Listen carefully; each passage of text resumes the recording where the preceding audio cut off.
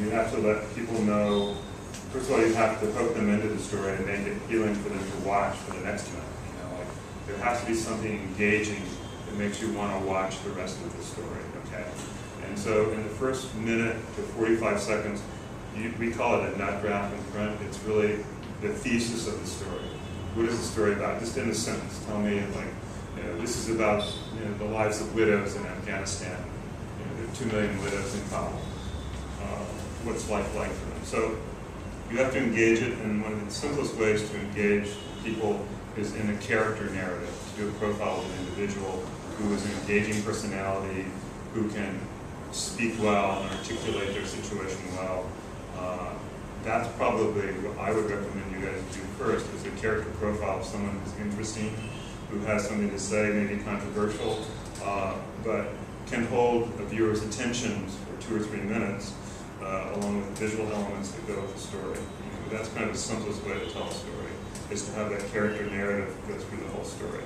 As opposed to the voiceover. As opposed to having multiple sources, multiple characters, where a character might come in, you don't even know who they are or why they're talking to you.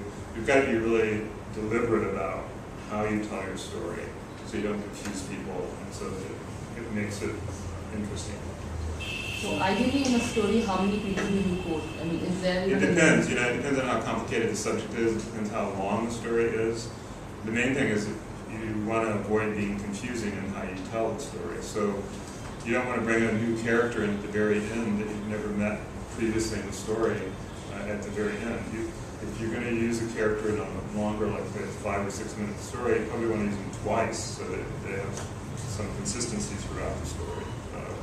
The other thing that's important, I think, so this was, I think you should shoot people close up, especially on the web and on television. It's a medium of close-ups. You know, it has a lot more power. If you're talking to someone on a wide shot and they're saying something really important, it's not going to have the power that a close-up does. And all you're going to end up using anyway is the close-up when you're done. And you're only going to use a little bit of it. So if they're saying something really emotional and on a huge wide shot, it diffuses the power of that scene, what they're saying. Because people make a judgment within 30 seconds of watching someone as to whether they're telling the truth. You do that in everyday conversation when you're talking to someone. You read their body English, their expression.